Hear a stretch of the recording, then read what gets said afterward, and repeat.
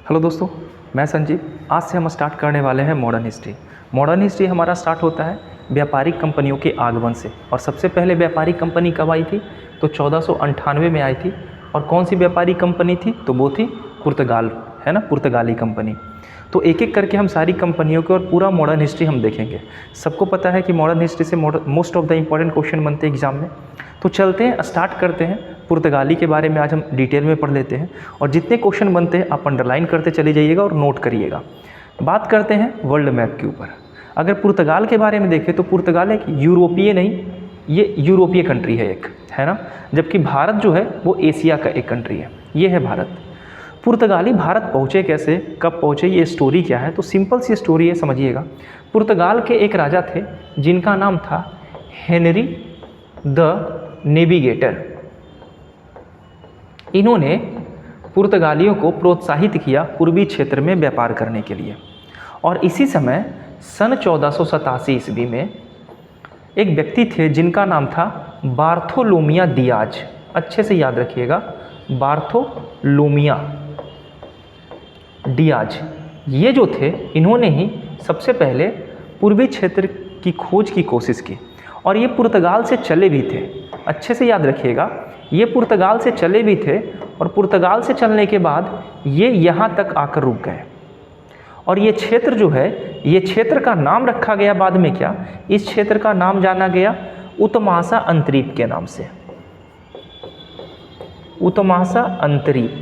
तो आप ये देख रहे होंगे कि ये अफ्रीका कॉन्टिनेंट है और अफ्रीका का जो दक्षिणी क्षेत्र है इसे आज भी हम उत्तमासा अंतरीप के नाम से जानते हैं। और इसकी खोज कौन किए थे? बार्थोलोमिया दियाज। और इसी के कुछ समय के बाद यानी 1492 ईस्वी में कोलंबस निकला भारत की खोज के लिए। और कोलंबस कहाँ के थे? तो ये स्पेन के थे। अब ये भारत की खोज के लिए निकले थे, लेकिन ये पहुँच कहाँ गए? अमेरिका। और कुछ ही दिनों के बाद यानी सन 1498 यहाँ से चलते हैं वास्को डी गामा। और वास्को डी गामा यहाँ पहुँच जाते हैं, यानी उत्तमासा अंतरीप तक वास्को डी गामा पहुँच जाते हैं सही सलामत। और यहाँ पर आने के बाद एक व्यक्ति थे जिन्होंने वास्को डी गामा को अपने साथ यहाँ से कोचीन लेकर आया, ठीक है। और कोचीन के कालीकट में वास्को डी गामा आएंगे और जमोरीन उनका स्वागत करेंगे। तो चलते हैं, ये हमारा पुर्तगाल है। पुर्तगाल यूरोप का कंट्री है और ये पुर्तगाल खोज किया भारत का। और सबसे पहले जलीय मार्ग से आने वाला व्यापारी कंपनियां पुर्तगाल ही था। तो बात करते हैं पुर्तगाल के ऊपर। तो आगमन के बारे में देखें तो सबसे पहले भारत में आए हैं पुर्तगाल, फिर कौन आए हैं? उसके बाद आए हैं अंग्रेज, फिर आए थे डच, फिर फ्रांसीसी और फिर स्वीडिश। ये आने का क्रम है कि एक एक करके सबसे पहले कौन आए। ये सीक्वेंस सजाने के लिए देगा।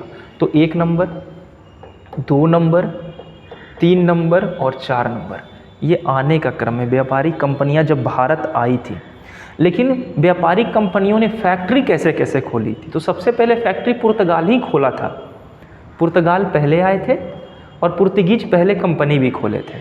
लेकिन अंग्रेज पहले आए थे, देख रहे हो ना, पहले अंग्रेज आए थे, लेकिन कंपनी कौन खोला था पहले? डच। तो यहाँ पे ना यही मिसमैच होने के कारण ये क्वेश्चन एग्जाम में बनता है कि व्यापारिक कंपनियाँ कौन कौन कैसे कैसे खुली।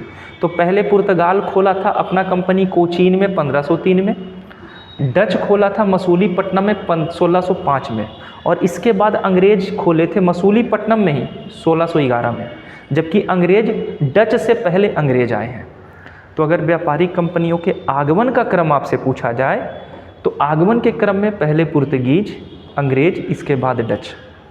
लेकिन अगर आपसे पूछा जाए व्यापारिक कंपनी खोलने का क्रम, तो पहले पुर्तगाली खोलेंगे, दूसरे नंबर पे डच रहेंगे और तीसरे नंबर पे अंग्रेज चले जाएंगे, ठीक है। अब हम बात करते हैं पुर्तगाली के बारे में। यूरोपीय कंपनियों का आगमन और बात करेंगे पुर्तगाली। तो पुर्तगालियों और स्पेनियों ने भौगोलिक खोजों के युग आरंभ किया।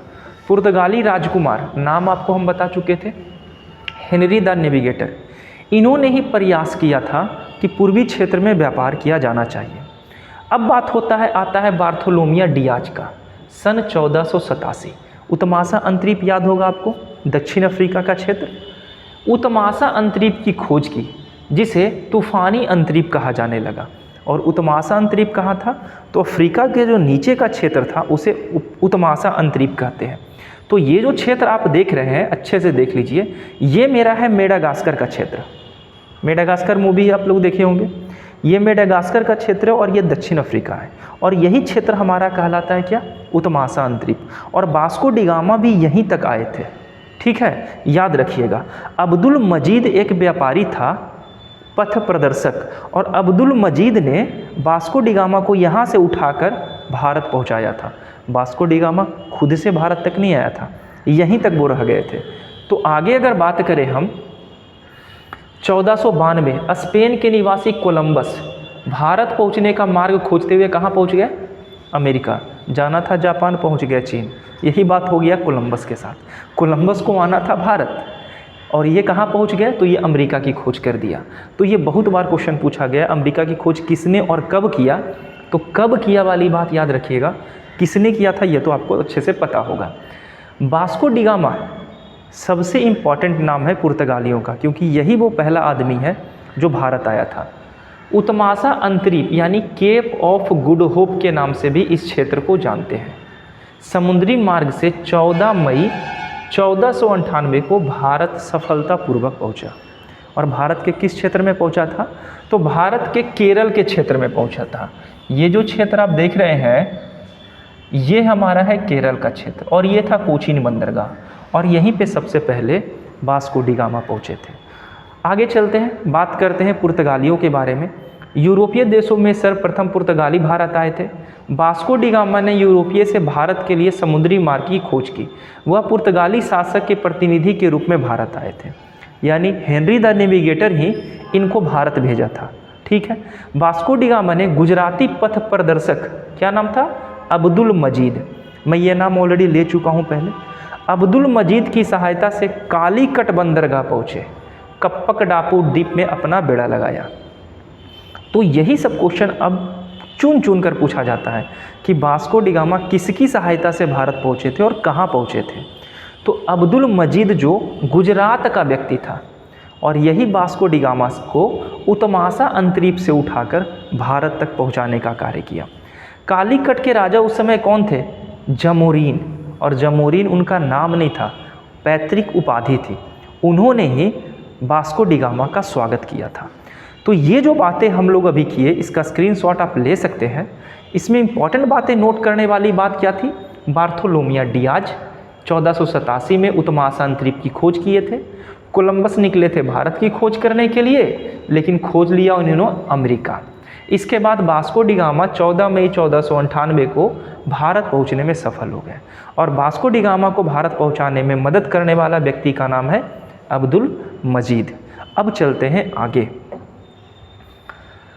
अब्दुल मजीद ने जो जमोरीन साहब हैं, कालीकट के जो राजा हुए, इनका भव्य स्वागत करते हैं। वास्को डी गामा का स्वागत किया जाता है और मसाले और जड़ी बूटी इत्यादि ले जाने की अनुमति दे दी जाती है कि आप जाइए यहाँ से, भारत से जितना जड़ी बूटी और काली मिर्च लेके जाना है चले जाइए।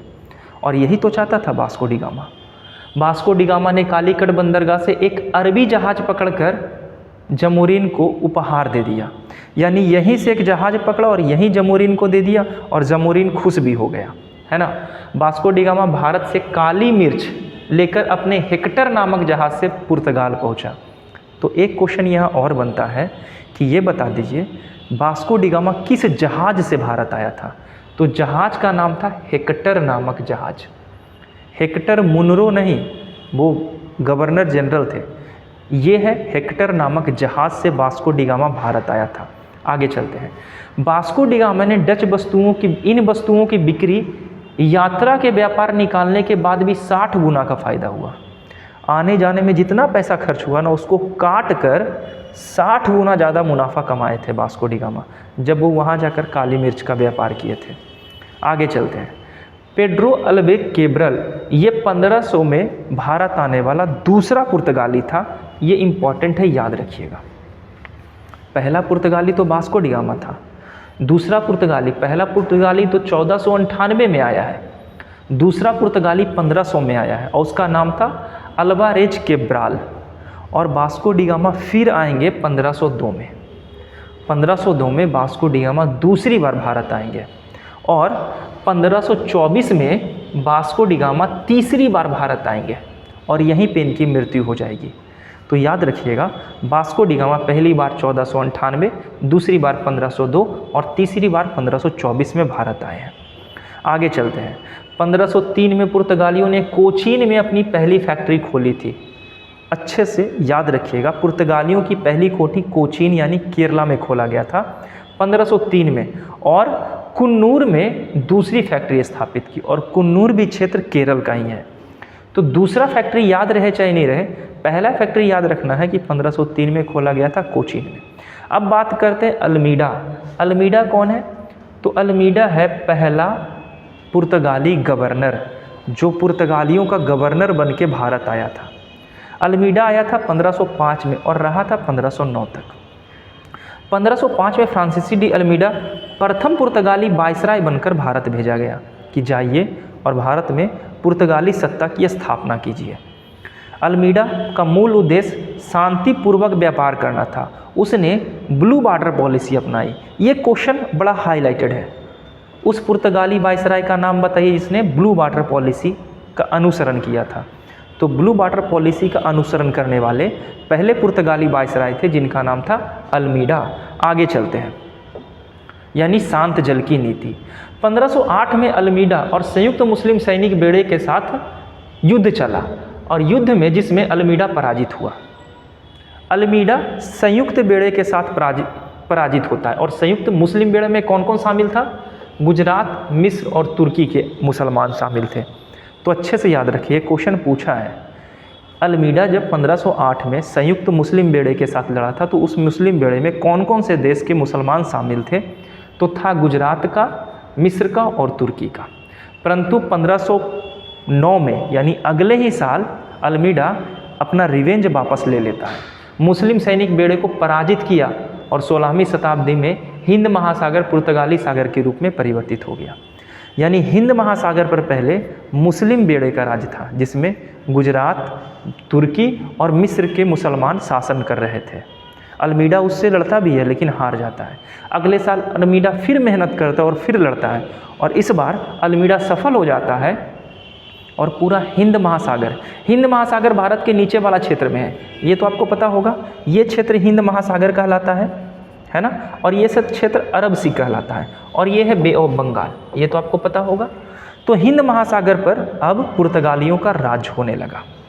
अब बात करते हैं दूसरा पुर्तगाली वायसराय जिनका नाम था अल्मीडा। तो अल्बुकर्क के बारे में दो बातें याद रखिएगा। पहला पुर्तगाली वायसराय, इन्होंने वाटर पॉलिसी अपनाई और इन्होंने ही संयुक्त बेड़े को पराजित करके हिंद महासागर पे कब्जा कर लिया। ठीक है, अब चलते हैं अल्बुकर्क के बारे में। अल्बुकर्क बड़ा बदनाम और बड़ा फेमस है। अल्बुकर्क करता क्या क्या है तो देखिएगा। अल्मीडा के बाद अल्बुकर्क पुर्तगाली वायसराय बना और ये कोचीन को पुर्तगालियों का हेडक्वार्टर बना दिया, यानी अब कोचीन पुर्तगालियों का मुख्यालय बन गया। अल्बुकर्क भारत में पुर्तगाली सत्ता का वास्तविक संस्थापक माना जाता है। ये सबसे इम्पोर्टेंट बात है, ये क्वेश्चन पूछेगा। पुर्तगालियों का वास्तविक संस्थापक कौन सा वायसराय था? तो दूसरा वायसराय था जिनका नाम था अल्बुकर्क। 1510, और ये सबसे इम्पॉर्टेंट क्वेश्चन है। अल्बुकर्क ने 1510 ईस्वी में बीजापुर के शासक यूसुफ आदिल शाह से गोवा को छीन लिया था। अल्बुकर्क ने बीजापुर के शासक आदिल शाह यूसुफ सुल्तान से गोवा जीत लिया और यहाँ पे ये गोवा जीतेगा और पुर्तगालियों के पास गोवा यहाँ से लेके 1961 यानी लगभग 450 सालों तक गोवा पे कब्जा पुर्तगाल का रहेगा। और 1961 में पुर्तगाली देश आज़ाद होने के बाद पुर्तगाली सबसे पहले पुर्तगाली ही आएंगे भारत में और सबसे अंतिम में भारत छोड़कर पुर्तगाली ही जाएंगे। गोवा पर पुर्तगालियों का कब्जा पूर्ण रूप से हो गया था। अल्बुकर्क ने 1511 में दक्षिण पूर्व एशिया के महत्वपूर्ण मंडी मलक्का पर कब्जा किया। ये क्वेश्चन पूछा गया है, कब किया मलक्का पर? तो गोवा छीनने के अगले वर्ष बाद। और फारस की खाड़ी में स्थित हरमुज पर यह अधिकार किया था 1515 में। यानी गोवा, मलक्का और हरमुज। गोवा 1510, मलक्का 1511 और हरमुज पे कब्जा किया था 1515। अच्छे से याद रखिएगा। आगे, अल्बुकर्क भारत में अस्थाई पुर्तगीज आबादी बसाना चाहता था। ये चाहता था कि पुर्तगाली लोग अस्थाई रूप से भारत में बस जाएं। तो इसके लिए तरीका ये अपनाया कि अपने अधिकारियों को, अपने लोगों को बोल दिया कि भारतीय महिलाओं से क्या करना है, विवाह करना है। इससे क्या होगा, हम लोग भारत में अस्थाई रूप से रहने लगेंगे। ये एक नया तरीका अपनाया था कौन, अल्बुकर्क। आगे बात करते हैं। 1515 में गोवा पर प्रथम चर्च का निर्माण किया गया जिसका नाम सेंट जेवियर चर्च है। और सेंट जेवियर इतना फेमस भारत में हो चुका है कि बड़े बड़े कॉलेजेस खुल चुके हैं सेंट जेवियर के नाम से, है ना। पहला चर्च खोला गया था कहाँ, गोवा में। और कब खोला गया, 1515 में। अच्छे से याद रखिएगा। नेक्स्ट, अल्बुकर्क ने अपने क्षेत्र में सती प्रथा पर प्रतिबंध लगा दिया और 1515 में उसकी मृत्यु के पश्चात पुर्तगाली भारत सबसे प्रबल जल शक्ति बन चुकी थी। यानी कि पूरा का पूरा समुद्र पर पुर्तगालियों का राज हो चुका था अल्बुकर्क के समय। और अल्बुकर्क मरते मरते पूरे अरब सागर, हिंद महासागर और बंगाल की खाड़ी पर कब्जा कर चुका था। सती प्रथा का अंत करने का प्रयास किया था अल्बुकर्क अपने समय में। तो अल्बुकर्क से अभी तक जितने भी क्वेश्चन बने हैं, इसको अच्छे से अंडरलाइन करके नोट कर लेना है। अल्बुकर्क दूसरा वाइसराय था। अल्बुकर्क वास्तविक संस्थापक था पुर्तगालियों का। अल्बुकर्क ने 1510 ईस्वी में बीजापुर के शासक यूसुफ आदिल शाह से गोवा छीन लिया था। 1511 में अल्बुकर्क ने मंडी को जीता था, मलक्का को, और 1515 ईस्वी में इसने हरमुज को जीता था। और ये भारत में पुर्तगालियों की वास्तविक बस्ती बसाना चाहता था। इसलिए अल्बुकर्क ने आदेश दिया अपने लोगों को कि वो भारतीय स्त्रियों से विवाह करें। और लास्ट पॉइंट ये है कि अल्बुकर्क ने 1515 ईस्वी में गोवा में प्रथम चर्च की स्थापना की थी। और इस चर्च का नाम क्या था, संत जेवियर चर्च। इसके अलावा अल्बुकर्क मरने से पहले पूरा का पूरा भारत का जो जल शक्ति था उसका वास्तविक संस्थापक बन गया। और अल्बुकर्क के बाद आता है नीनू डी कुन्हा। ये एक ऐसा वाइसराय है जो गोवा को अपनी मुख्यालय बनाता है। अभी हम पीछे देखें ना कि पुर्तगालियों का मुख्यालय कहाँ बनाया गया था, कोचीन को बनाया गया था। लेकिन अब क्या करेगा नीनू डी कुन्हा, क्या करेंगे, 1530 ईस्वी में गोवा को अपना हेडक्वार्टर बना लेंगे, अपना हेडक्वार्टर चला लेंगे गोवा में। आगे कब करेंगे, तो 1530 में। और गोवा को किससे छीना था, कौन छीना था, इसका आंसर आप हमें कमेंट में करना। कुन्हा ने 1534 में कृष्णा बेसिन पर और 1535 में दीव पर अधिकार कर लिया। कृष्णा बेसिन क्षेत्र यानी महाराष्ट्र का क्षेत्र, और दीव, दमन और दीव यानी महाराष्ट्र और गुजरात का क्षेत्र, यहाँ पर नीनू डी कुन्हा अपना अधिकार कर चुके हैं। गुजरात के शासक बहादुर शाह, अब ये बात होती है कि गुजरात का एक शासक होता है जिसका नाम होता है बहादुर शाह। तो कृष्णा बेसिन क्षेत्र है ना, इसको लेकर दोनों में वाद विवाद हो जाता है। और वाद विवाद नाव पर होता है। लड़ते लड़ते बहादुर शाह गलती से गिर जाते हैं समुद्र में, और समुद्र में गिरकर ये डूब जाते हैं, ठीक है, जिसके कारण बहादुर शाह की मृत्यु हो जाती है। तो ये जो बहादुर शाह है ये गुजरात का शासक है। और यही बहादुर शाह और कुन्हा के बीच में बहस हो चुका था। किस लिए हुआ था, कृष्णा बेसिन क्षेत्र को लेकर। और झगड़ा होते होते बहादुर शाह समुद्र में गिर गया जिसकी मृत्यु हो गई। आगे, पुर्तगालियों ने समुद्री भारतीय साम्राज्य को एस्तादो द इंडिया नाम दिया था। ये बात बड़ा जरूरी है, एस्तादो द इंडिया। उन्होंने हिंद महासागर में होने वाले व्यापार को नियंत्रित करने के लिए और उस पर लगान लगाने का प्रयास किया था। पुर्तगाली कार्टेज आर्मेडा काफिला व्यवस्था, कार्टेज एक प्रमाण पत्र होता था। कोई भी जहाज समुद्र में उतरने से पहले अगर पुर्तगालियों से ये प्रमाण पत्र नहीं लेता था तो उसकी जहाज लूट ली जाती थी डाकुओं द्वारा। और डाकू कोई और नहीं होते थे, डाकू पुर्तगाली ही होते थे जो उनकी जहाज को लूटते थे। इसलिए ये एक नई व्यवस्था पुर्तगाली निकाले थे। जैसे रोड टैक्स कैसे होता है, टोल टैक्स, उसी तरीके से ये समुद्र में अगर जहाज उतारिएगा तो ये टैक्स देना पड़ेगा आपको, नहीं तो आपकी जहाज़ें लूट ली जाती थी।